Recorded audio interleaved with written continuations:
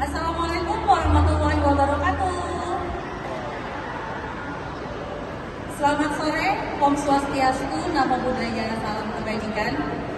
Saya ucapkan selamat datang kepada peserta talk show ID Kota Samarinda, pengunjung pameran kesehatan Kota Samarinda tahun 2024 dan seluruh pengunjung Big Mall serta seluruh petugas kesehatan yang sudah ikut berpartisipasi dalam rangkaian kegiatan Pameran Kesehatan Kota Samarinda 2024 bertemakan Bergerak Bersama Mewujudkan Samarinda Sehat menuju Kota Pusat Peradaban.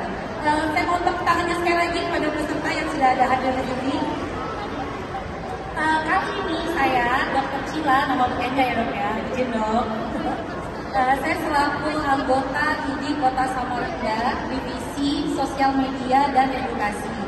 Kali ini saya diberikan amanah oleh ID Kota Samarinda untuk memoderatori talk show yang kita selenggarakan dalam rangka memeriahkan Pameran Kesehatan tahun 2024. Untuk informasi bahwa ID Kota Samarinda berpartisipasi dengan membuka booth pelayanan dan juga konsultasi yang ditemani langsung oleh Dr. Andriansa, spesialis obstetrik dan ginekologi, spesialis onkologi selaku Ketua ID Kota Samarinda. Beliau juga sudah hadir di antara kita semua di sini. Selamat sore dok. Oke, tak lama-lama lagi talk show kita dengan judul The Heart of the Matter, sebuah perbincangan tentang hal-hal penting yang akan diketahui tentang serangan jantung. Sebenarnya tema ini juga diangkat dalam rangka World Heart Day tahun 2024 yang nantinya akan diperingati tanggal 29 September 2024. Kami sudah menghadirkan narasumber yang tentunya sudah ahli dalam bidangnya, per PJKA, per PHD-an, sudah dikuasai oleh narasumber yang akan kita undang pada sore hari ini. Saya undang ke atas dulu untuk Dr. Vidya Mayastri Aswan, spesialis jantung dan pembuluh darah, serta Dr. Jana Eka Yulianto, spesialis jantung dan pembuluh darah. Silakan dok. Silakan.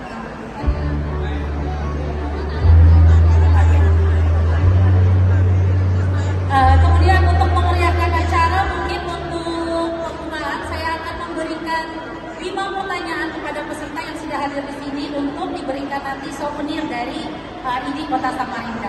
Nanti yang tahu jawaban dari saya langsung angkat tangan, kita open mic ya. Oke, pertanyaan pertama. Ada yang bisa sebutkan apa itu serangan jantung? Ada yang mau angkat tangan? Ada yang mau angkat tangan? Oke, panitia. Sebutkan namanya dulu ya Mbak ya. Namanya siapa? Ya.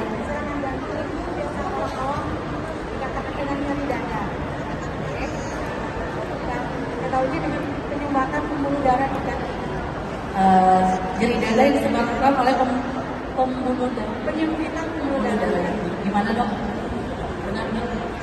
Jawabannya lumayan. Oke, panitia diberikan langsung souvenir kepada penjawab yang pertama. Oke, terima kasih ya Mbak. Selanjutnya pertanyaan kedua. Ada yang tahu nggak apa itu BHD? Angkat tangan. Yang dokter nggak mau, yang dokter saya nggak mau, yang lain aja. Ini yang baris kedua.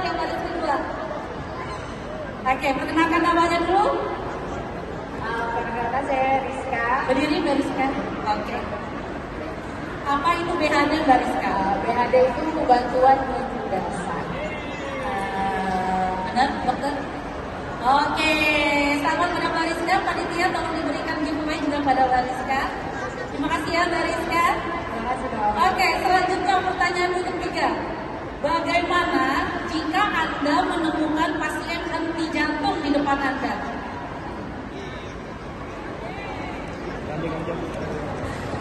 Ibu yang baju pink. Gimana Bu? Namanya siapa Bu? Tanya Ibu. Berdiri Bu, namanya siapa Bu? Nama saya Juliana. Oke. Jawabannya apa Bu? Bagaimana jika Ibu menemui pasien henti jantung di depan Ibu? Kita pompa jantung.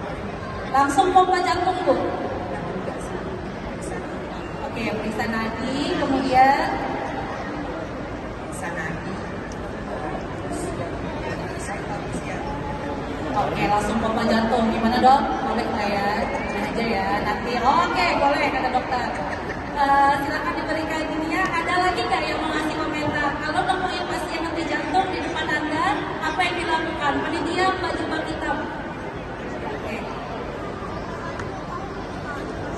Kalau ditanyakan, yang ini. Namanya, kemudian jawabannya apa?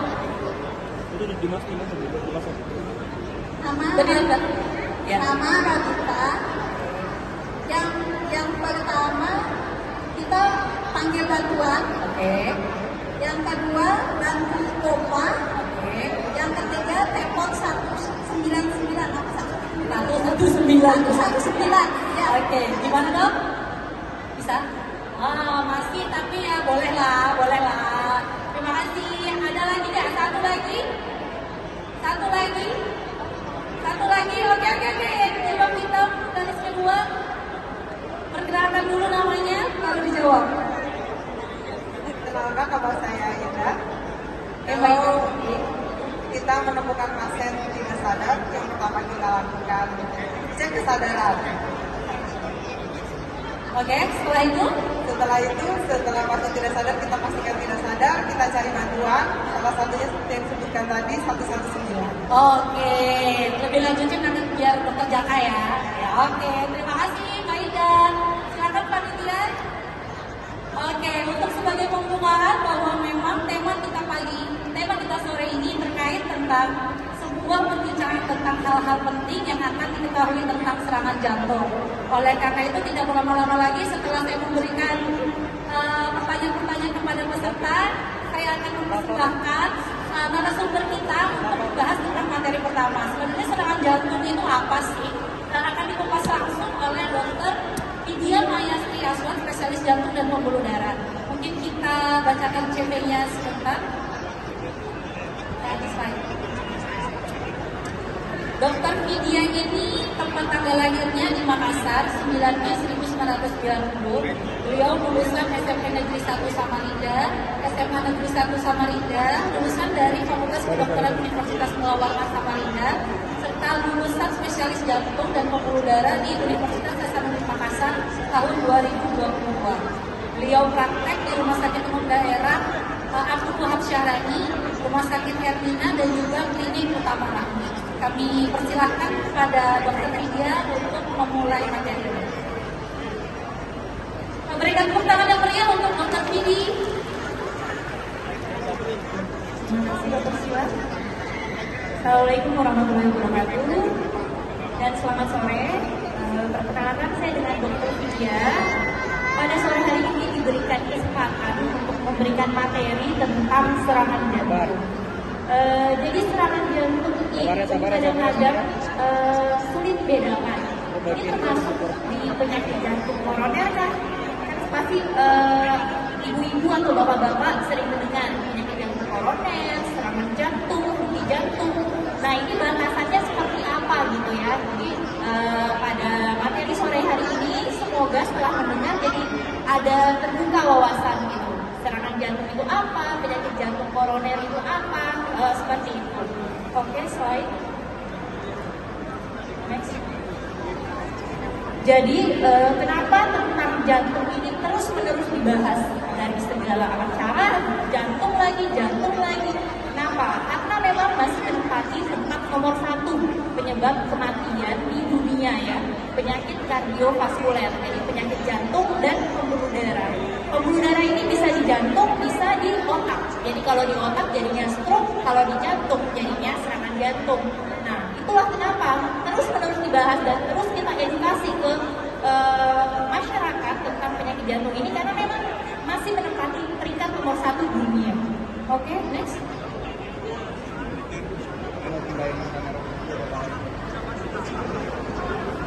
Oke, di sini ada gambarnya, maaf nggak ada pointernya ya, kurang ya. Jadi kalau bisa dilihat dari peta ini, itu di Indonesia warnanya masih merah. Artinya apa merah? Tingkat kejadiannya memang masih sangat tinggi gitu.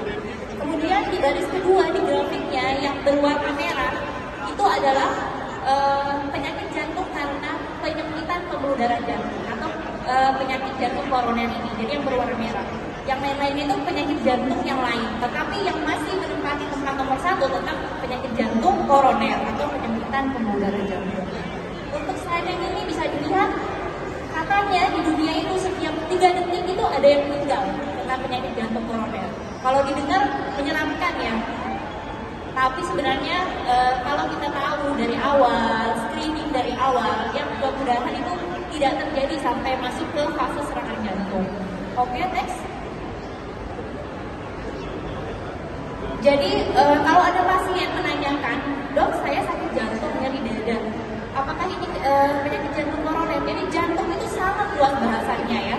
Jadi ada penyakit jantung bawaan, biasanya pada anak-anak, ada penyakit gagal jantung, ada penyakit tentang sakit jantungnya, ada tentang kelistrikan jantung. Nah, tapi yang kita bahas di sini adalah yang koronernya, jadi kerusakan pada pembuluh darah koroner. Next. Jadi sebelum membahas keserangan jantung, kita bahas secara umum dulu, yaitu penyakit jantung koroner. Apa sih penyakit jantung koroner itu? Adalah gangguan daripada fungsi jantung. Jadi jantungnya ini bermasalah, otot jantungnya, karena kurang aliran darah ke otot jantung. Kenapa kok kurang aliran darah? Karena di pembuluh darah yang menuju ke otot jantung tersebut terjadi penyempitan atau penyumbatan. Kenapa kok terjadi penyumbatan? Di situ ada plak-plak. Kenapa? Kalau ada plak, banyak faktor risiko yang mempengaruhi. Tetapi pembentukan plak ini karena adanya penumpukan lemak terutama. Ya, jadi ibaratnya kalau Bapak Ibu bayangkan jantung kita itu seperti sebuah mesin. Nah, mesin ini dialiri oleh selang ya, pipa yang memberikan makan yaitu bensinnya. Nah, ketika pipa ini tersumbat, maka tentu mesinnya kurang ya, dapat pasokan dari bensinnya ini gitu. Akhirnya tidak bekerja secara maksimal. Next. Next. Ini bisa dilihat gambar yang paling atas itu pipa pembuluh darah, tapi itu yang normal, tidak ada sumbatannya, jadi dia aliran darahnya masih lancar. Gitu. Kalau yang kedua ini sudah terbentuk nih sumbatan pembentukan lemak dan lain-lain, akhirnya terjadi namanya plak itu tadi di pembuluh darah jantung. Akibatnya apa? Coba dilihat sel darah merahnya sedikit ya yang lewat ya Bapak Ibu ya. Nah itulah yang menyebabkan akhirnya otot jantung ini kurang nih dapat makannya. Terus kalau serangan jantung itu gimana dong? Yang sudah ada sumbatan awalnya, sumbatannya pecah Bapak Ibu. Kemudian kalau dia pecah jadi tersumbat total. Bisa total, bisa juga sebagian. Tetapi pecahnya sumbatan tersebut adalah secara tiba-tiba. Jadi kalau tiba-tiba otot jantungnya juga tiba-tiba nggak dapat makan, nah inilah yang namanya serangan jantung. Oke, next. Kenapa sih kok bisa? Kalau sekarang itu anak muda itu sudah ada yang serangan jantung, 28 tahun sudah serangan jantung, 27 tahun ada yang serangan jantung. Kalau dulu mungkin usia tua, usia lanjut baru serangan jantung atau penyakit jantung koroner ini. Kenapa? Karena perubahan terutamanya dari pola hidup. Kalau zaman dulu coba lihat ya, makannya sayur-sayuran, belum ada makanan fast food. Kemudian pekerjaannya juga masih menggunakan pekerjaan fisik seperti itu. Kemudian transportasi juga belum dimudahkan seperti sekarang. Jadi lebih banyak aktivitas fisik yang dilakukan.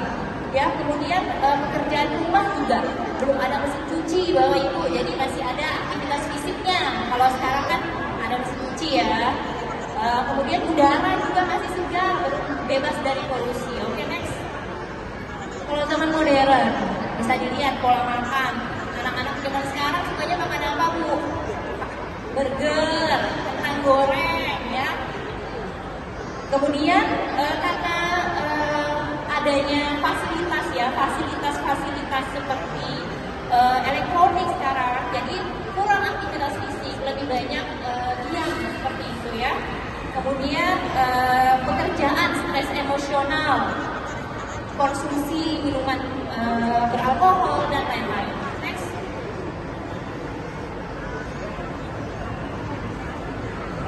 Jadi sebenarnya inti dari penyakit jantung koroner itu adalah faktor resiko dari yang lingkungan. Apa sih faktor resikonya? faktor resiko itu ada yang nggak bisa lagi kita ubah. Ada juga faktor resiko yang masih bisa kita ubah. Yang nggak bisa dimodifikasi apa? Secara usia. Usia laki-laki lebih dari 40 tahun, perempuan lebih dari 50 tahun atau sudah menopause, itu resiko penyakit jantung itu meningkat. Jadi coba Bapak Ibu renungkan, sekarang usia berapa? Kalau sudah lebih dari 40 tahun laki-laki, perempuan di atas 50 tahun telah menopause, itu tentu resiko untuk kejadian penyakit jantungnya meningkat. Kemudian yang nggak bisa diubah apa? Jenis kelamin. Dikatakan laki-laki memang resiko kejadian penyakit jantungnya itu lebih besar dibandingkan perempuan. Kemudian genetik.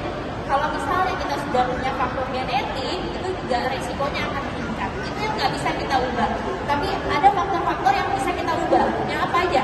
Pertama, yang utama, merokok. Merokok ya. Kemudian yang kedua, kolesterol. Kemudian hipertensi atau tekanan darah tinggi. Kemudian sakit gula atau diabetes.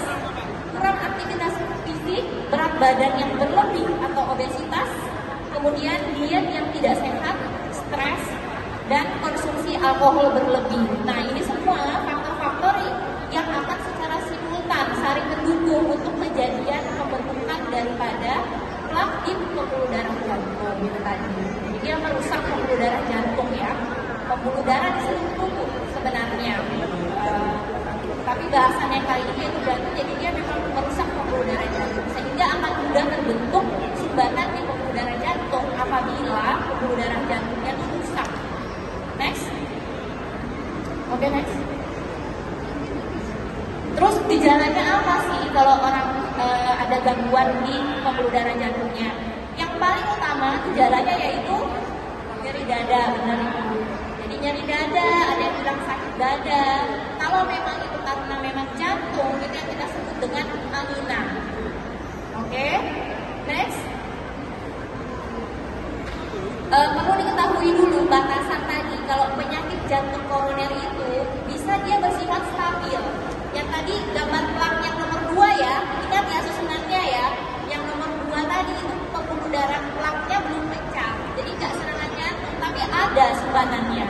Nah itu kadang-kadang gejalanya masih stabil. Apa sih nyeri dada yang stabil itu? Jadi nyeri dadanya sebelah kiri khasnya Bu, Bapak sakit jantung itu sebelah kiri yang khas ya. Itu dia tembus sampai ke belakang, kemudian dia menjalar ke lengan kiri atau ke rahang, atau kadang-kadang itu nggak khasnya seperti orang sakit mah gitu. Jadi di nyeri ulu hati. Nah, ada pemicunya yang khas itu. Biasanya dong kalau saya capek baru muncul. Dong kalau saya habis olahraga baru muncul. Nah, itu khas. Tapi ketika saya bawa istirahat tuh, di bawah tidur enak. Ya, ada yang gitu? Ada? Wah, periksa Bu ya. Ya, jadi gitu ya. Jadi dia kalau di bawah istirahat enak. Tapi kalau misalnya di bawah kerja lagi sakit. Nah, kadang-kadang tuh munculnya kurang dari 10 menit. Sebentar aja. Kadang-kadang 5 menit. Rasanya kayak tusuk-tusuk atau hanya panas gitu ya. Kemudian berlangsungnya sebentar. Oke. Nah, ini kalau dia nyeri dada yang stabil, bahwa kemungkinan ada sumbatan di pembuluh darah jantung, tetapi bukan serangan jantung. Ya. Jadi itu khasnya. Selanjutnya, di mana aja sih nyerinya? Kadang-kadang nggak harus selalu di dada sebelah kiri. Kadang-kadang dia nyerinya di dada tengah. Kadang-kadang di tulang belakang, sakitnya di belakang, tembus sampai ke depan, gitu ya. Kemudian kadang-kadang di bagian tengah, kadang-kadang rahangnya atau lengannya keram-keram gitu ya, bagian kiri. Nah, kalau misalnya dia muncul saat aktivitas, membaik dengan istirahat, itu sudah kita curigai. Jadi selalu anggap nyeri dada tersebut berasal dari jantung sampai terbukti bukan. Karena banyak sekali penyebab nyeri dada itu. Bisa dari ototnya, kadang-kadang orang sakit mah juga seperti sakit jantung gitu. Tapi selalu anggap itu adalah dari jantung sampai terbukti bukan. Ya. Lebih baik kita menganggap sesuatu yang lebih buruk dulu daripada kita memandang remeh tentang ternyata itu adalah nyeri dada dari jantung. Next. Terus gimana dong kalau saya ada sudah sakit-sakit kayak gini, harus kemana gitu? Ya, bawa periksa ke dokter. dari dokter next akan menanyakan ya faktor-faktor resiko yang ibunya. Jadi kalau udah ada keluhan kayak gitu, ibu bapak sudah mulai berpikir saya ini punya faktor resiko apa ya kira-kira ya. Nah kalau misalnya tadi, oh banyak nih saya punya faktor resikonya, jangan-jangan memang dari jantung. Itu apalagi sudah dengan gejala-gejala yang khas saya sebutkan tadi. Next. Jadi bisa dilakukan tes darah nanti dari dokternya, terutama untuk menyingkirkan faktor-faktor resiko yang ada, dicek kolesterolnya, gula darahnya, dan lain-lain. Kemudian yang paling penting screening awal yaitu dengan rekam jantung. Jadi rekam jantung itu bisa melihat kecurigaan apakah nyeri dada ini berasal daripada jantung atau bukan. Next. Kemudian setelah screening EKG, misalnya rekam jantungnya aman, bisa berlanjut ke treadmill. Next. Atau bisa dilakukan CT scan daripada pembuluh darah jantung. Next. Bisa dilakukan juga USG jantung. Next. Sampai dengan pernah dengar kateterisasi jantung ya. Nah, sampai tahap diagnosis pasti dari suatu penyakit jantung koroner dengan kateterisasi jantung. Itu diagnosis pastinya. Next. Nah, terus serangan jantung itu gimana dong? Apa sih bedanya sama yang tadi gitu loh? Yang sakit dada yang stabil-stabil tadi. Apa bedanya kalau serangan jantung? Kalau yang tadi mungkin bukan untuk emergensi, tetapi kalau sudah jatuh ke serangan jantung itu adalah kondisi yang emergensi yang harus dapat penanganan segera. Oke, slide. Jadi serangan jantung itu sekumpulan gejala yang tadi ditambah yang selanjutnya nanti saya sebutkan. Kemudian itu akibat apa? Penyumbatan pembuluh darah tadi yang secara tiba-tiba. Kalau yang sebelumnya sudah ada pembuluh darah jantungnya, tadi ada sumbatan, nah sumbatan itu pecah, menyumbat secara tiba-tiba. Yang sebelumnya itu mungkin ada sumbatan, tapi masih ada aliran. Nah ini tiba-tiba tersumbat total misalnya, atau hanya lewat sekian persen saja ya. Jadi ini kondisi gawat darurat, harus segera mendapatkan penanganan di rumah sakit. Selanjutnya, nih bisa dilihat ilustrasinya. Kalau misalnya pembuluh darah jantung tiba-tiba dia pecah pelatnya, ototnya mati Bapak Ibu, nggak dapat dia aliran darah. Yang hitam itu menandakan ototnya kalau nggak ditangani segera, yang tersumbat itu nggak dibuka segera, lama-lama ototnya mati. Jadi gambar hitam tadi itu, lama-lama nggak bisa diselamatkan ototnya. Komplikasinya macam-macam, sampai dengan apa? Henti jantung lagi. Jantungnya berhenti berdenyut. Yang akan dibahas lebih lanjut saya kira. Selanjutnya, nah terus gejalanya apa? Yang tadi ya dibandingkan yang stabil. Kalau yang di atas sama, dari dadanya di sebelah kiri tembus ke belakang, kadang-kadang tertusuk-tusuk, atau kadang-kadang cuma kayak kebas-kebas, rasa panas, tergigit beban berat, menjalar ke lengan, ke rahang, kemudian ke perut, tetapi dia menetap lebih dari 20 menit.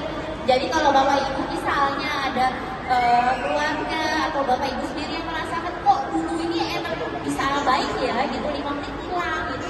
Nah, kok sekarang lama nih dipakai istirahat gak hilang-hilang lebih dari 20 menit.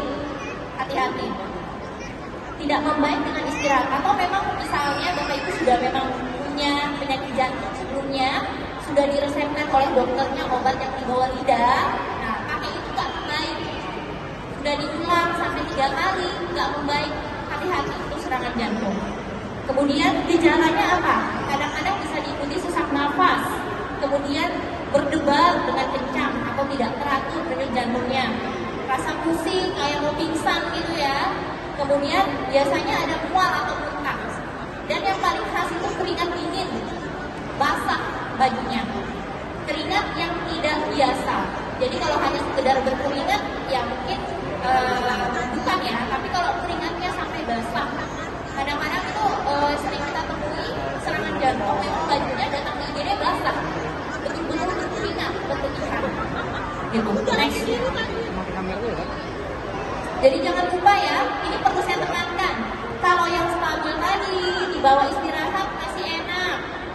Kalau yang tidak stabil atau serangan jantung, dia udah bertahan lebih dari 20 menit sampai sampai sesak nafas, kemudian dia sampai rasa mau pingsan, kemudian berkeringat, mual, muntah. Nah itu hati-hati, itu serangan jantung. Segera cari rumah sakit terdekat, dibawa ke rumah sakit. Selanjutnya, jadi penanganannya apa? Segera dibawa. Nah, terus untuk spektrum atau pembagian dari serangan jantung itu banyak tingkatannya. Tetapi komplikasi yang paling utama apa? Henti jantung. Jadi tadi ibu bapak sudah lihat gambar otot yang hitam tadi itu ya, nggak dapat aliran darah ya, itu bisa memicu gangguan listrik jantung. Kalau listriknya udah bermasalah, bisa berhenti jantungnya. Berhenti jantungnya itu jantungnya nggak berdenyut lagi. Kalau yang tadi masih berdenyut karena serangan jantung, komplikasinya yang paling menakutkan adalah jantungnya berhenti. Terus harus ngapain dong? Kalau ada keluarga di rumah jantungnya berhenti, akan dijelaskan lebih lanjut nanti oleh dokter Jaka ya. Jadi penanganannya seperti apa? Next. Nah, kemudian apa? Seringnya kita dengar ini serangan jantung apa henti jantung? Gitu. Kalau serangan jantung itu berarti karena penyempitan pembuluh darah jantung tadi. Kalau henti jantung berarti jantungnya berhenti berdenyut dengan berbagai masalah. Tidak hanya karena penyempitan pembuluh darah jantung, bisa karena jantung bawaan, memang gangguan kelistrikan jantung dan lain-lain. Tetapi salah satu komplikasi dari serangan jantung atau hal yang paling menakutkan dari serangan jantung itu bisa apa? Henti jantung. Henti jantung itu lebih karena gangguan listriknya akhirnya ya. Next. Terus ini mungkin tambahan ya. Jadi penyakit jantung koroner ini bisa dicegah kok Bapak Ibu. Untuk sekarang bisa dicegah, apalagi dari usia muda itu bisa dicegah. Selanjutnya, gimana cara mencegahnya? Yang pertama, kenali dulu gejalanya. Tadi udah kenal ya gejalanya ya. Kemudian periksa faktor risiko. Tadi ada saya sebutkan faktor-faktor risikonya. Bapak Ibu sekarang mulai buat checklist yang mana nih faktor risiko saya. Dan tertangani dulu faktor risikonya. Kemudian dilakukan screening. Screening tadi dengan pemeriksaan lebih lanjut, misalnya rekam jantung atau dengan treadmill dan lain-lain. Next.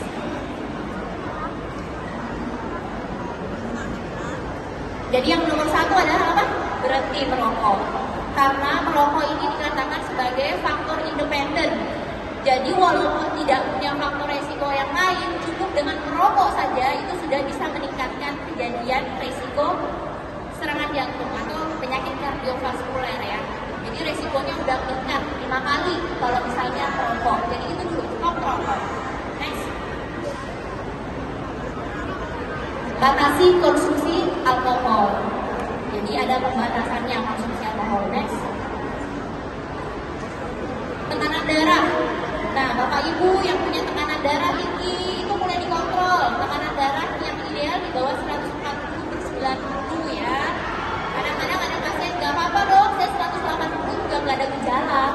Nggak bisa Bu, justru yang tidak ada gejala itu yang berbahaya. Tiba-tiba serangan jantung, tiba-tiba stroke, jangan sampai. Jadi harus tercapai tekanan darah targetnya. Next.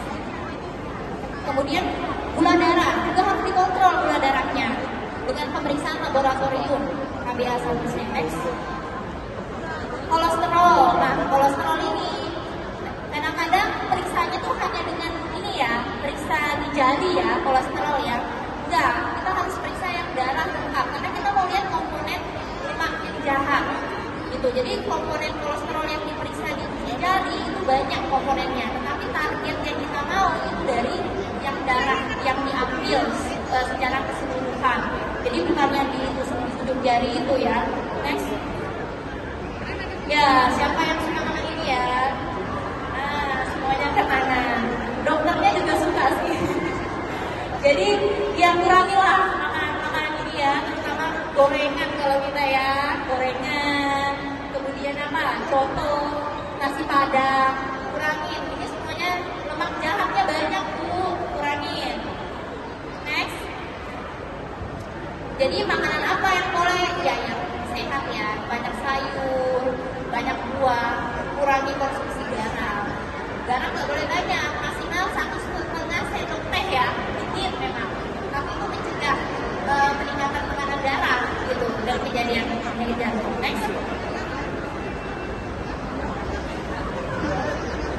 Oke, next.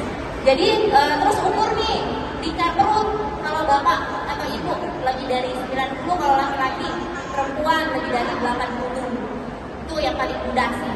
Next. Terus olahraga, jangan lupa olahraga. Perlu olahraga apa yang bagus dok untuk jantung? Yang paling bagus itu yang aerobik, jadi menggunakan otot besar nih, seperti jalan kaki, kemudian jogging, bersepeda, berenang, atau senam aerobik. Itu bagus untuk melatih jantung. Tetapi kalau misalnya sudah punya penyakit jantung sebelumnya, itu harus konsultasi terlebih dahulu kepada dokter supaya diberikan resep olahraga yang tepat. Next.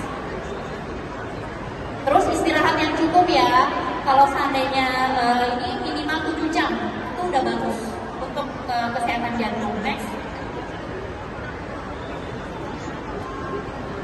Terus kelola stres Bapak Ibu harus healing ya, jangan lupa healing. Jadi bekerja boleh, tetapi jangan lupa healing. Contohnya seperti sekarang ya, jalan-jalan di mall itu udah bagus. Next. Jadi supaya nggak lupa, saya singkat aja, cerdik ya. Jadi nggak bakal lupa. Sudah sering dengar ya tentang cerdik ya. C-nya apa? Cek kesehatan secara berkala. Itu apa aja ya? Cek tekanan darah, gula darah, kolesterol, dan lain-lain. Dicek di situ. Kalau sudah punya penyakit jantung, lebih baik sebulan sekali. Kalau misalnya belum punya, jangan sampai punya, itu setahun sekali bagusnya. Kemudian yang E apa? Lenyapkan asap rokok. R apa? Rajin aktivitas fisik. Oke, 5-7 kali dalam 1 minggu.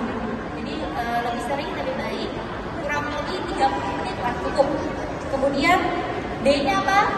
Diet sehat. I-nya apa? Istirahat yang cukup. Terakhir K adalah kelola stres. Gitu ya. Jadi jangan lupa penting. Cek kesehatan berkala, enyahkan asap rokok, rajin aktivitas fisik, diet yang seimbang, I-nya istirahat cukup, K-nya kelola stres. Next. Jadi sebagai kesimpulan, itu slide terakhir nanti ya. Serangan jantung itu berupa kumpulan gejala yang berhubungan dengan cedera otot jantung akibat penyumbatan pembuluh darah yang mengalir di jantung. Gejalanya berupa nyeri dada kiri, tembus ke belakang, menjalar ke rahang atau lengan kiri, ingat, menetap lebih dari 20 menit, tidak membaik dengan istirahat, disertai keringat dingin, mual, atau muntah. Kemudian serangan jantung ini sesuatu yang emergensi, sangat berbahaya, jadi harus segera dibawa ke rumah sakit, jangan dibiarkan di rumah. Terus jangan lupa, sebelum terjadi serangan jantung ini sebenarnya PJK ini atau penyakit jantung koroner ini bisa dicegah dengan apa tadi? Dengan cerdik. Jadi hidup cerdik, jantung sehat. Oke, sekian dari saya. Wassalamualaikum warahmatullahi wabarakatuh. Oke, terima kasih Dokter Didi. Materinya menggigit banget sih, 45 slide dalam 20 menit, luar biasa dok. Sekali lagi tepuk tangan untuk Dokter Didi sebagai narasumber utama. Oke, masih semangat ya teman-teman ya. Di narasumber yang kedua nanti akan berlangsung BHD on stage. Jadi kita akan praktekkan bantuan hidup dasar yang akan ditemani oleh Nurse Krisnanda Marti di bawah Eskom, yaitu PJ Kodoblu dari Rumah Sakit Umum Daerah ICA Abdul Samarinda. Sebelumnya saya perkenalkan dulu untuk narasumber kita yang kedua, yaitu Dr. Jaka Eka Yulianto, spesialis jantung dan pembuluh darah. Beliau menempuh pendidikan dokter umum di Fakultas Kedokteran Universitas Erlangga Surabaya dan meluluskan SPJP-nya di Universitas Hasanuddin tahun 2021. Beliau praktek di Rumah Sakit Umum Daerah ICA Samarinda, Rumah Sakit Dirgahayu, dan juga Rumah Sakit Siaga. Tanpa berlama-lama lagi, saya persilakan kepada Dr. Jaka untuk menyampaikan materinya terkait bantuan hidup dasar. Berikan tepuk tangan yang meriah untuk Dr. Jaka. Terima kasih Dr. Gila. Assalamualaikum warahmatullahi wabarakatuh. Oke, tarik nafas dulu. Ya, karena keperluan dasar dari hidup kita adalah nafas ya. Silakan slide. Oke, ini sudah dibahas ya. bersama Dr. Vidya masalah serangan jantung. Yang paling sering menyebabkan henti jantung itu adalah serangan jantung, tetapi tidak selalu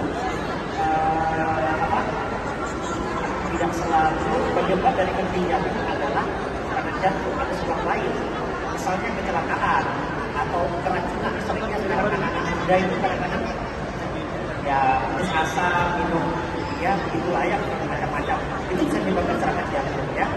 Kemudian ada satu lagi penyebab serangan jantung ya, di luar dari tadi kan dibahas tentang penyempitan dan segala macam. Obat-obatan yang berpengaruh di otak itu bisa menyebabkan serangan jantung mendadak juga ya. Jadi orang yang biasa anak muda ya, kadang-kadang sering mengkonsumsi anak muda, dia mengkonsumsi obat-obat terlarang, dia terpicu serangan jantung. Banyak kejadian di seluruh kita sering dengar ada artis terindikasi atau orang penting terindikasi serangan jantung di dalam dada. Itu bisa ada kaitannya ya, jadi bisa mengalami serangan jantung dan tidak.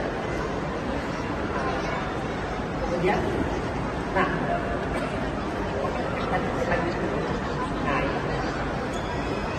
kita sampai sini aja selainnya kayaknya ya. Karena banyak praktek. Jadi di sini ada dua ya, ada dua yaitu in hospital cardiac arrest, ada yang namanya henti jantung di dalam rumah sakit. Yang kita bahas adalah yang di bawah yaitu out hospital cardiac arrest. Artinya apa? Aktivasi respon jantung itu penting ya. Karena apa? Karena makin cepat dia kan hanya dalam waktu henti jantung itu dalam waktu 30 menit tidak tertolong ya. Nah, kemudian setelah itu pijat jantung kualitas tinggi. Pijat jantung kualitas tinggi itu harus tahu caranya biar tidak mudah lelah. Tadi mungkin ada di antara kita sudah nyoba ya, coba di start itu bagaimana rasanya pijat jantung. Ternyata capek ya. Jadi memang kita perlu tahu caranya yang benar dan tepat. Kemudian jika dia pertama kali ditemukan, jadi misalnya di depan mata dia henti jantung, alamat saya selama ini, begitu kita tolong ya, dan sampai 2-3 menit dia kembali lagi. Makin lama kita tidak menolong, maka makin besar kemungkinan pasti tidak bisa diselamatkan. Kemudian ada tulisan di bawah itu defibrilasi. Defibrilasi itu alat kejut listrik ya. Biasanya ada alatnya, mungkin di sini bisa ya. Panggil aja kan? Ya, Pada dibantu panggilnya, sama oke. Anda. Bentar aja dulu sebentar. Baik. Tak kenal maka tak sayang. Oke, mungkin kita bisa menunjukkan alatnya. Nah, kalau di dunia penerbangan ada namanya kotak hitam, tapi warnanya adalah bukan hitam, makanya adalah alat kejut jantung, ya. Warnanya macam-macam, tapi yang kita punya yang ini ya. Nah, nanti dibahas kita. Nanti kenal dulu ya ini alatnya. Oke. Kemudian slide lagi ya. Slide lagi. Nah. Kemudian setelah itu resusitasi lanjut. Ini maksudnya apa? Kombinasi antara dua ini ya, dua ini alat ini yaitu alat kejut listrik dan pijat jantung. Setelah itu lanjut ke rumah sakit dan pemulihan. Oke, lanjut slide. Lagi.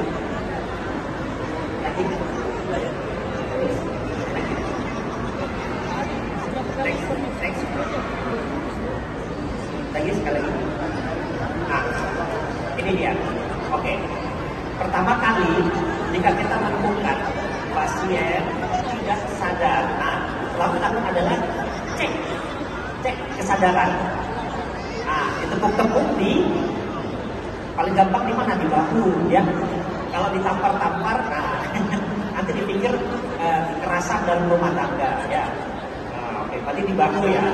Begitu ditepuk-tepuk sambil dipanggil ya, Bapak, Ibu. Nah, oke, gimana Mas? Pak.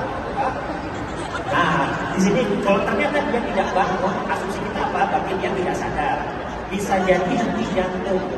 Tapi yang jelas Oke, setelah itu apa yang kita lakukan? Minta bantuan.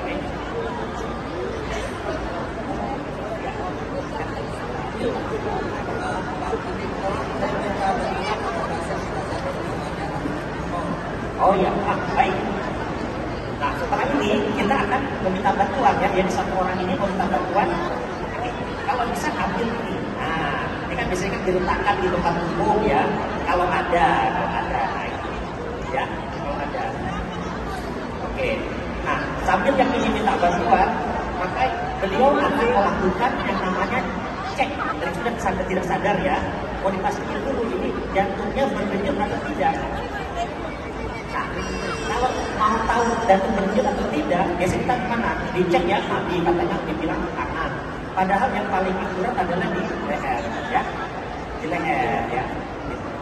Makanya kalau di film-film itu dikatakan kalau dia berdenyut di sini katanya, karena itu denyut jantung yang paling jelas, ya.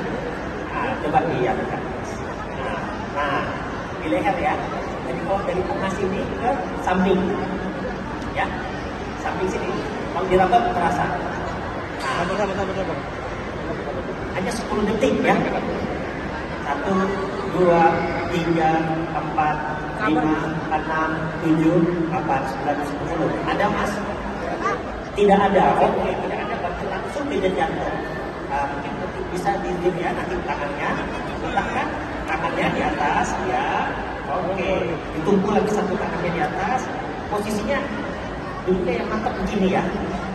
Oke, nanti dipompa kedalamannya jadi kira-kira kurang lebih 5 cm. Biasanya kalau kita mau gerakan pinggang ya, kita tidak menggerakkan tangan, itu dia pas ya. Dan kalau kita menggerakkan tangannya tidak lurus, tidak seperti beliau ini misalnya contohnya yang tidak bagus kemana.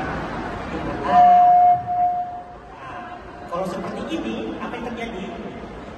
Tidak bisa, ya. Sampai dia capek, kedua tidak sampai dalam. Coba yang benar, ya, lurus. Oke.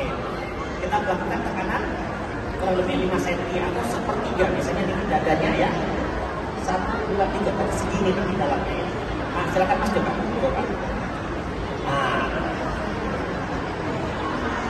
bagus itu. Dilakukan, ya. Kecepatannya itu kurang lebih 100-120 kali dalam 1 menit. Nah, ya, 1 detik lebih dari 1. Kemudian dia harus setelah menekan harus kembali. Nah, harus kembali. Jadi dia harus sudah dari kembali. Kenapa?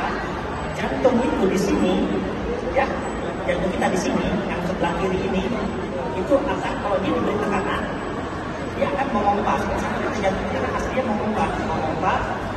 Kembali mekar, memompa mekar. Itu juga jika kita lakukan kerja jantung, jadi istilahnya seperti simulasi bagaimana jantung itu berdetak. Ya. Nah, kenapa ini bisa menolong? Karena pada waktu jantung itu berhenti, misalnya serangan jantung ya, itu irama jantungnya kacau.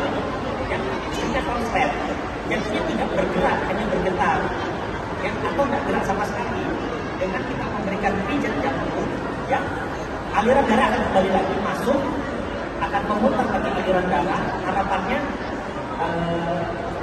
dengan juga dibantu pergerakan nafas, pergerakan dadanya, udara keluar masuk, oksigen bisa masuk sedikit. Dan itu diharapkan bisa memacu kembali lagi listrik jantungnya bangkit lagi. Oke, kemudian kita lakukan dalam waktu berapa? 2 menit ya. 2 menit ya. 2 menit. 2 menit. Kemudian di sini ada 2 pilihan ya. Apakah Anda misalnya ya pasien ini Anda tidak kenal ya, orang yang jantung tidak kenal, mungkin Anda sungkan untuk memberi nafas buatan, Anda lakukan saja sampai penolong berikutnya datang ya. Oke, lakukan saja. Tetapi dengan sampai orang yang keluarga Anda sendiri ya, nah Anda tidak berkeberatan, Anda boleh melakukan orang bilang pernapasan mulut ke mulut. Nah, mungkin tidak perlu dipraktekkan di sini ya. Caranya ya, gitu mas. Ya. Mungkin caranya ini yang penting adalah pencet hidungnya. Ekstensi ditengadahkan kepalanya, buka mulutnya, baru mulut kita masuk. Ya, gitu. Nah, harus mencakup mulutnya. Nah, kemudian ditiup, ya, ditiup. Harus Untuk dulu pada waktu zaman dulu sekali ya masih belum ada COVID dan lain-lain, kita disuruh begitu, ya, disuruh begitu ke ini apa, ke boneka, praktisnya ke boneka. Nah, selama praktisnya belum pernah dapat karena kita selalu ada alat bantunya, ya. Di ambulan ada alat bantunya. Tapi kalau kasusnya ini di rumah, di tempat umum, kemudian ini adalah keluarga Anda, nah, Anda ya harus tolong, ya. Kemudian bagaimana caranya? Jadi dia harus diberikan 2 kali.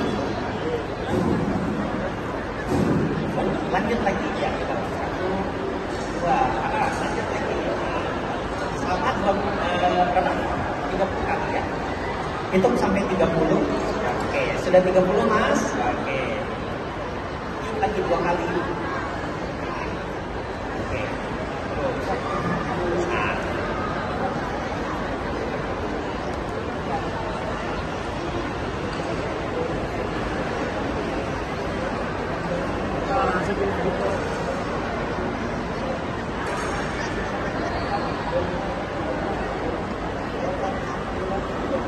Ya, oke, sudah. Setelah itu, pada waktu ada bantuan datang, bantuan datang, coba Mas silakan dibuka. Saya mengganti posisi. Oke.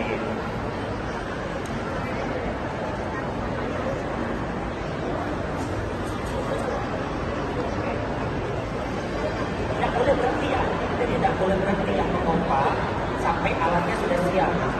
Alatnya bisa dipasang untuk saya pompa.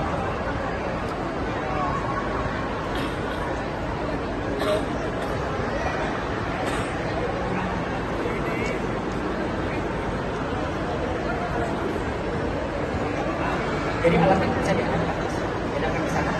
Pada audiens kita, alatnya begini ya, jadi ditempel.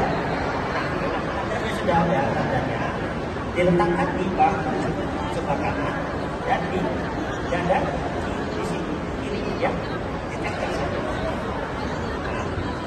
Oke, nanti dilepas, ini dilepas ya, aslinya dilepas, ditempel aja. Nah, setelah itu silakan nyalakan alatnya, dinyala. Dia ada 2 model, modelnya ada model yang bahasa Inggris atau bahasa Indonesia. Nah, biasanya dia akan menganalisis dulu ya. Pada waktu ini sudah ditempel, saya harus stop ya. Karena apa? Biar jantung saya, bukan jantung saya terekam di sini ya, di alat. Jadi biar jantungnya pasien. Setelah itu dia akan beri perintah shock atau kejut. Nah, gitu ya. Nanti kalau dia bilang shock, berarti kita harus lakukan shock. Ya.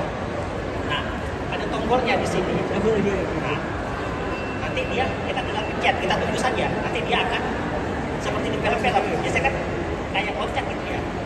Ya, kayak loncat gitu. Nah, itu nanti gambarnya. Aslinya begitu ya Mas ya. Aslinya begitu ya. Oke, setelah itu langsung setelah selesai singkirkan dulu, lanjutkan lagi pijat jantungnya ya, seperti tadi. Sampai 2 menit dia kasih kode stop dulu. Nah, dia bilang stop dulu pijat jantungnya, kita stop, kita tunggu lagi ya. Kalau dia bilang kejut lagi, kita kejut lagi. Kalau dia bilang tidak ya. Nah, oke.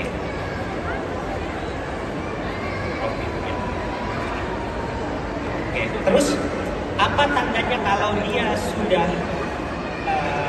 pasiennya sudah kembali atau tidak? Nah, kita setiap selesai, jadi misalnya ini 2 menit itu ya. Nah, setiap 2 menit kita harus cek ulang lagi yang bernama nadinya, ya, nadi di lehernya. Cek. Kalau ada, nah kita cek. Yang kedua adalah apa? Napasnya. Nah, mungkin bisa Mas didekatkan. Nah, dirasakan ya. Kalau napasnya ada, berarti pasiennya sudah kembali lagi. Kalau kembali lagi, maka kita tinggal tunggu bantuan. Pasiennya diposisikan yang nyaman, gimana? Dimiringkan, ya. Nah, dimiringkan, ya. Oke. Dimiringkan ini tujuannya apa? Untuk menghindari supaya dia tidak muntah. Karena kalau dia sampai muntah, celakalah kita kembali lagi ke awal, ya. Jadi kalau sudah begini, aman, tinggal tunggu bantuan, ya. Oke, itu saja sampai di sini ya. Oke, terima kasih banyak Kak Nanda, terima kasih Dokter Jaka atas prakteknya. Beri aplaus yang meriah kepada Kak Nanda dan juga Dokter Jaka untuk materi yang keduanya terkait bantuan hidup dasar. Mau saya bantu, Pak? Oke, mungkin peserta talk show ini kali ini sudah bertanya-tanya ya, gimana sih cara praktek BHD setelah dijelaskan sama Dokter Jaka tadi. Kalau mau praktek bisa langsung datang ke stand Rumah Sakit Umum Daerah Icang Unggul Samarinda karena di sana ada manikin yang dibawa oleh Kak Nanda tadi ya. Oke, cukup untuk materinya ya Dok. Mungkin sesi selanjutnya adalah sesi tanya jawab. Saya buka pertanyaan kepada peserta yang ingin bertanya kepada narasumber. Silakan angkat tangan. Oke, panitia. Baju bapak abu-abu yang ketiga. Ya ini mic-nya.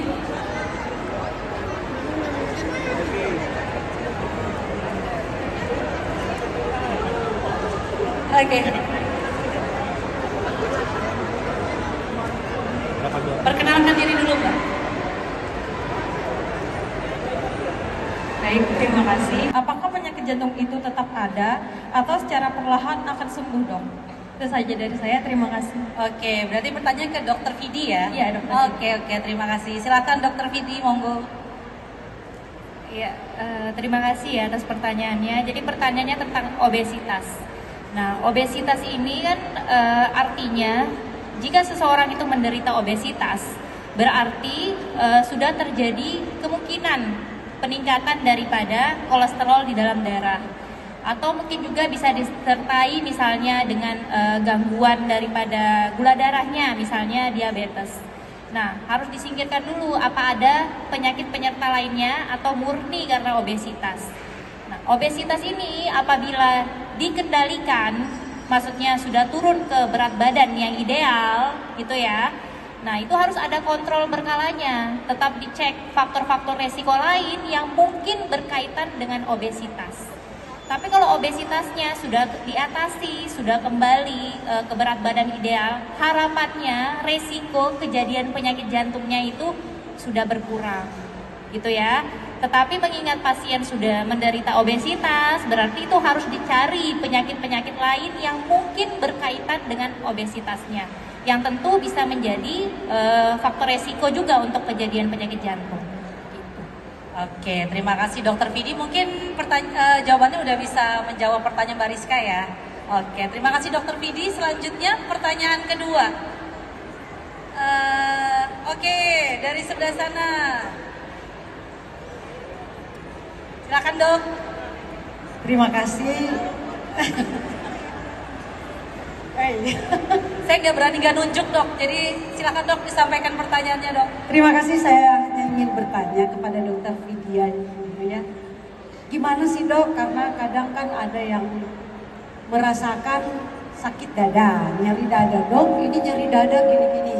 Nah, bagaimana kita mau membedakan nyeri dada itu karena sakit mah atau nyeri dada itu karena sakit dada, sakit bernapas, susah napas itu karena serangan jantung. Terima kasih. Oke, silakan Dokter Vidi dijawab oleh Dokter Siska ya, Dok. Ini dari ID Kaltim nih, Provinsi Kaltim. Terima kasih Dokter Siska. Silakan Dok. Terima kasih Dokter Siska atas pertanyaannya. Jadi pertanyaannya pertanyaan yang sangat bagus ya. Bagus banget ini pertanyaannya. Karena memang itu dialami sehari-hari. Orang tuh bingung, ini tuh sakit jantung atau sakit mah atau bukan sakit jantung gitu ya, bingung. Nah, karena memang kalau kita berbicara gejala yang khas, gejala khasnya itu memang di dada sebelah kiri. Ya. Dada sebelah kiri itu yang khasnya. Tetapi kadang-kadang nggak khas. Kadang-kadang apalagi orang-orang dengan penyakit gula ya, diabetes, kadang-kadang nggak ngerasain lagi nyeri dada, cuma sesak aja atau rasa sebah-sebah di perut gitu, nggak khas. Nah, tapi untuk membedakannya apa? Yang tadi nyeri dadanya ini dipicu oleh apa sih? Gitu, munculnya saat aktivitas kah atau enggak Dok? Kalau saya aktivitas lari enak Dok, nggak ada sakit dadanya. Justru kalau saya lagi baring-baring gitu baru sakit dada. Nah, Nah itu udah mulai dipertanyakan, ini karena jantung atau bukan? Biasanya bukan. Jadi nyeri dada karena jantung itu, sakitnya itu dipicu dengan aktivitas. Dia kalau dibawa istirahat lebih enak, gitu ya. Kemudian kalau misalnya karena GERD, asam lambung, itu biasanya kalau dia terlambat makan munculnya. Dok, kadang-kadang kalau sakit saya ini ulu hatinya tuh kadang-kadang sampai mulut saya nih pahit gitu, panas tenggorokan saya, rasanya kayak ada jadi pahit gitu mulutnya, jadi asam gitu ya.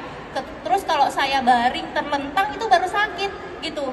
Kalau saya tidur agak atas berdiri sedikit gitu enakan. Nah itu hati-hati karena GERD. Nah, tapi kita kembali lagi, ada gejala-gejala yang seperti itu karena sakit jantung itu tidak selalu khas gejalanya, kadang-kadang nggak khas, kita kembalikan lagi faktor resikonya. Punya nggak ibu? Jangan-jangan yang sakit dada tadi anak umur 20 tahun, 19 tahun, 18 tahun, nggak punya faktor resiko. Jauh gitu loh, pikirannya nanti dulu deh tentang penyakit jantung, cari yang lain dulu. Tetapi kalau punya faktor resiko, iya dok saya usia 55 tahun, saya merokok 2 bungkus sehari, saya punya tekanan darah tinggi, punya sakit gula, hati-hati gitu. Jadi selalu anggap sakit dada itu sebagai serangan penyakit jantung dulu sampai terbukti bukan. Periksakan dulu gitu ya, jadi nanti akan diperiksakan screening paling awalnya, paling cukup lah rekam jantung lah dulu gitu. Jadi selalu anggap dulu ini dari jantung sampai memang terbukti bukan. Periksakan ke dokter jantung ya. Itu. Bagaimana dok? Oke, terima kasih dokter Vidi, terima kasih dokter Siska. Mungkin pertanyaan terakhir yang nanya ke dokter Jaka dong, Oh ya, oke. Panitia, ini mbak yang jilbab jilbab coklat. Ya silakan perkenalkan diri dulu, kemudian ya oke. Perkenalkan dok, saya Dian. Ini kan untuk misalnya kita ketemu pasien tadi yang terkena serangan jantung, terus dia jatuh tiba-tiba, berapa lama BHD yang dapat kita lakukan jika fasilitas kesehatan yang ada itu jauh? Misalnya kan tadi kan untuk memanggil bantuan misalnya jarak bantuannya itu jauh, berapa lama misalnya BHD yang bisa kita berikan kepada pasien tersebut? Oke, terima kasih Mbak. Silakan dok, monggo. Terima kasih atas pertanyaannya. Kita punya batasan ya, mungkin pertama adalah dari segi penolong ya. Kalau penolongnya capek, cuma sendirian, ya bisa dipertimbangkan berhenti daripada penolongnya pingsan. Ya, itu pertama. Kemudian kedua, biasanya itu kan saya bilang tadi kan 30 menit kita sudah bisa pertimbangkan untuk, jadi misalnya ya, penolongnya lebih dari satu, bisa gantian ya, banyak gitu ya. Kalau 30 menit kita bisa pertimbangkan untuk berhenti. Kalau misalnya tidak datang-datang nih ambulannya ya, pasien tetap henti jantung. Kemudian ketiga, kalau ada tanda-tanda memang jelas dia kematian yang pasti ya. Jadi misalnya pasien kecelakaan ini ya, pasien kecelakaan sudah jelas-jelas istilahnya itu istilahnya misalnya betul-betul parah banget gitu ya, kepala sudah sampai ya itu atau organ sudah terburai begitu, itu sudah pasti kan, kita tidak usah menolong juga tidak apa-apa dok, maksudnya itu sudah pasti sudah ya. Atau sudah kaku ya, kaku mayat dok. Ya kaku mayat gitu. Nah, kalau sudah kaku sudah itu berhenti artinya ya. Nah, mungkin itu bisa membantu. Oke, begitu bisa terjawab ya Mbak ya. Oke, terima kasih atas pertanyaannya. Ini karena keterbatasan waktu dari kode sama panitia, mungkin saya akan memberikan kesempatan kepada Dokter Vidi dan Dokter Jaka untuk memberikan closing statement untuk talk show ini kali ini, dok. Silahkan mungkin Dokter Vidi dulu.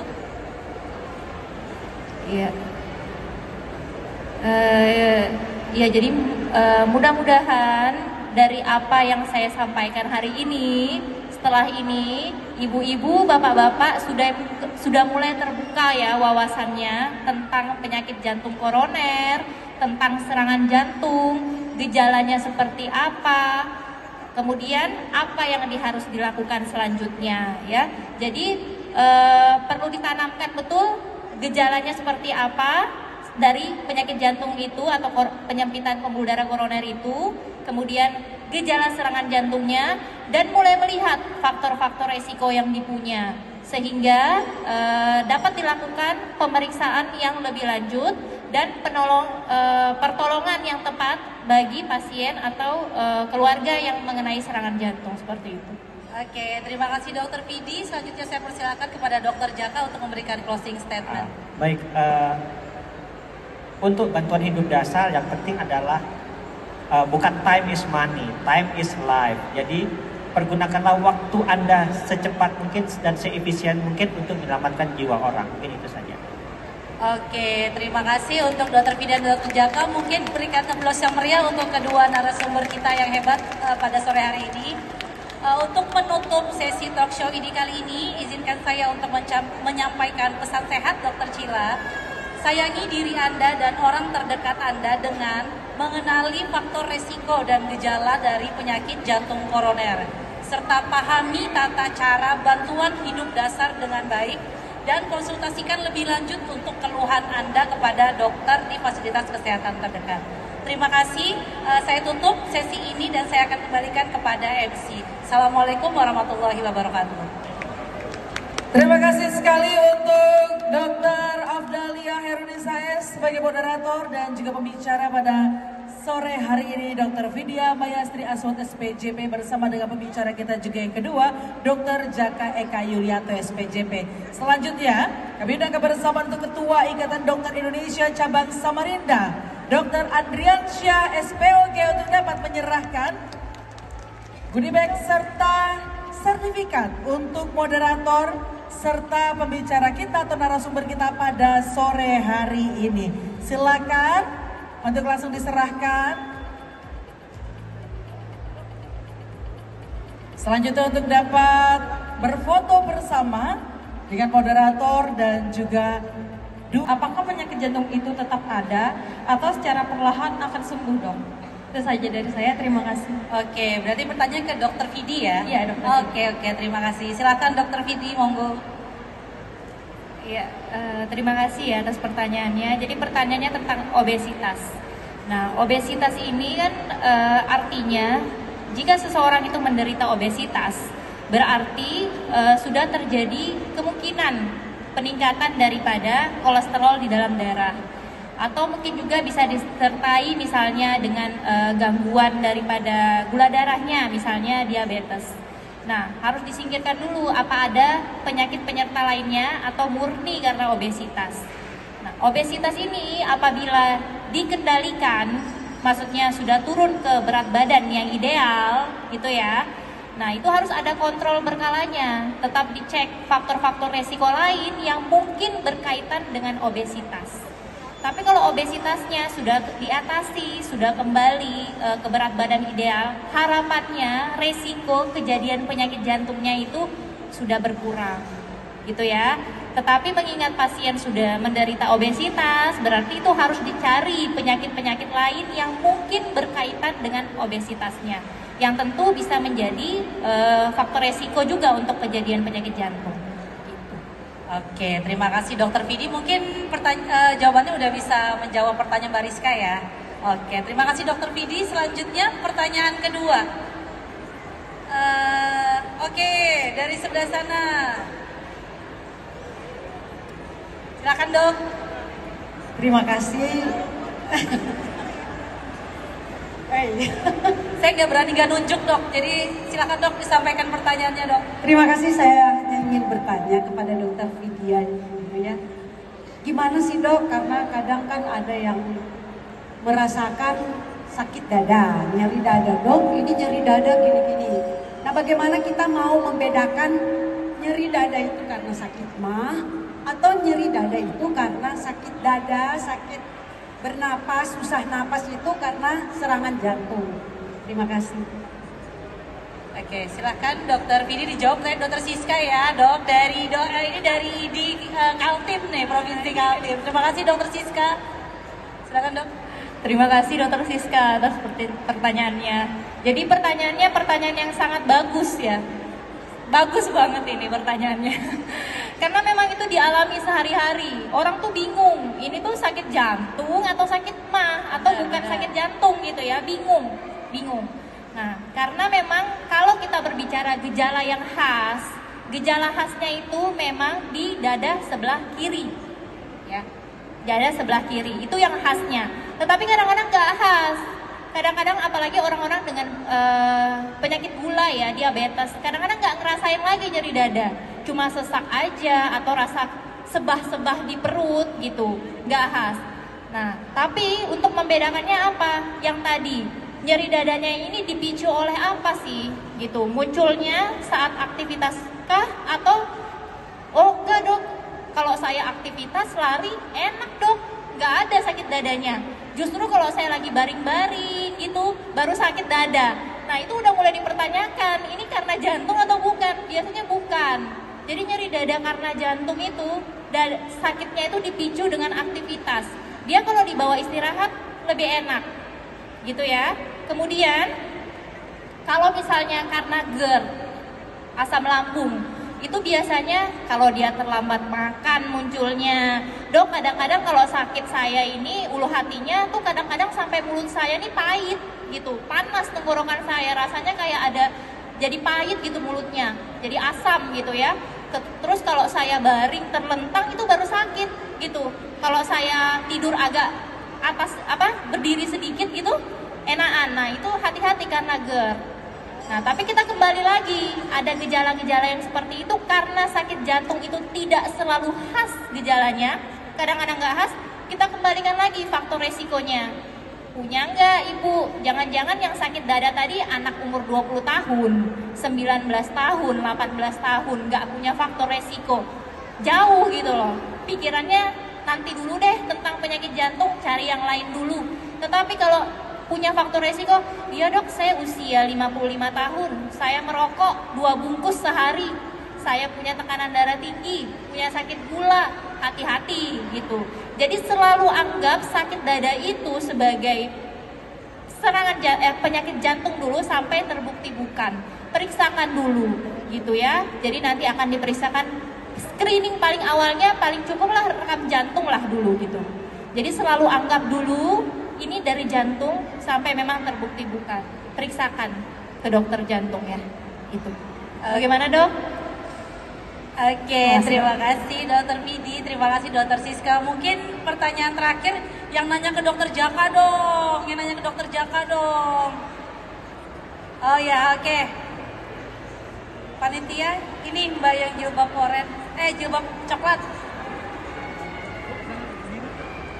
Ya silakan perkenalkan diri dulu, kemudian ya oke. Perkenalkan dok, saya Dian.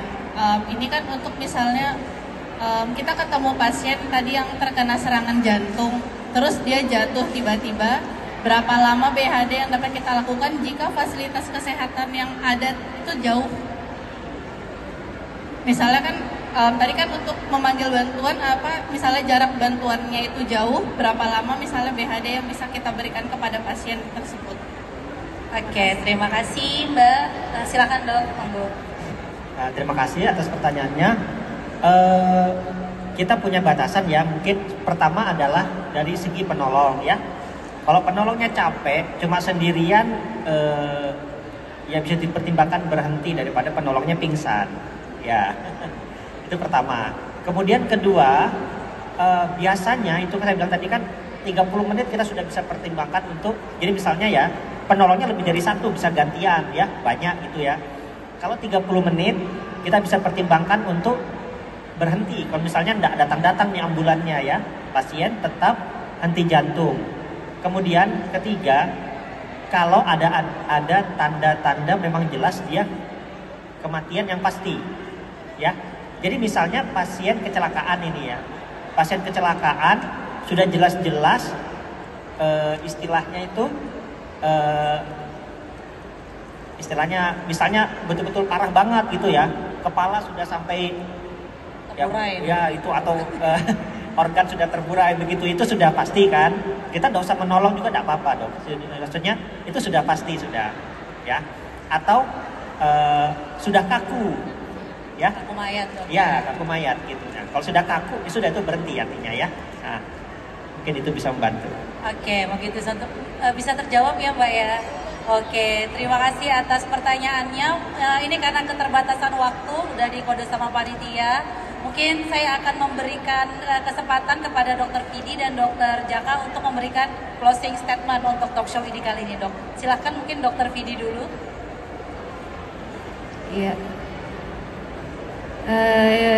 Ya, jadi mudah-mudahan dari apa yang saya sampaikan hari ini, setelah ini ibu-ibu, bapak-bapak sudah mulai terbuka ya wawasannya tentang penyakit jantung koroner, tentang serangan jantung, gejalanya seperti apa, kemudian apa yang harus dilakukan selanjutnya ya.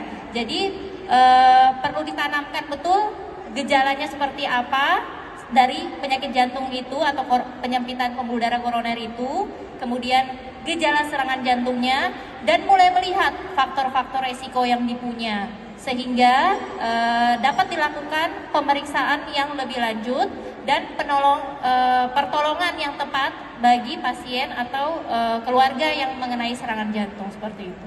Oke, terima kasih Dr. Vidi. Selanjutnya saya persilakan kepada Dr. Jaka untuk memberikan closing statement. Baik, untuk bantuan hidup dasar yang penting adalah bukan time is money, time is life. Jadi pergunakanlah waktu Anda secepat mungkin dan seefisien mungkin untuk menyelamatkan jiwa orang. Mungkin itu saja. Oke, terima kasih untuk Dr. Vidi dan Dr. Jaka. Mungkin berikan teplos yang meriah untuk kedua narasumber kita yang hebat pada sore hari ini.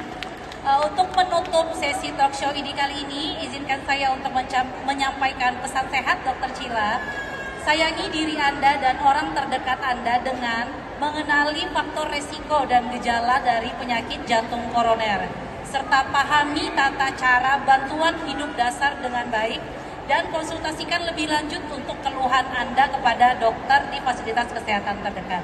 Terima kasih, saya tutup sesi ini dan saya akan kembalikan kepada MC. Assalamualaikum warahmatullahi wabarakatuh.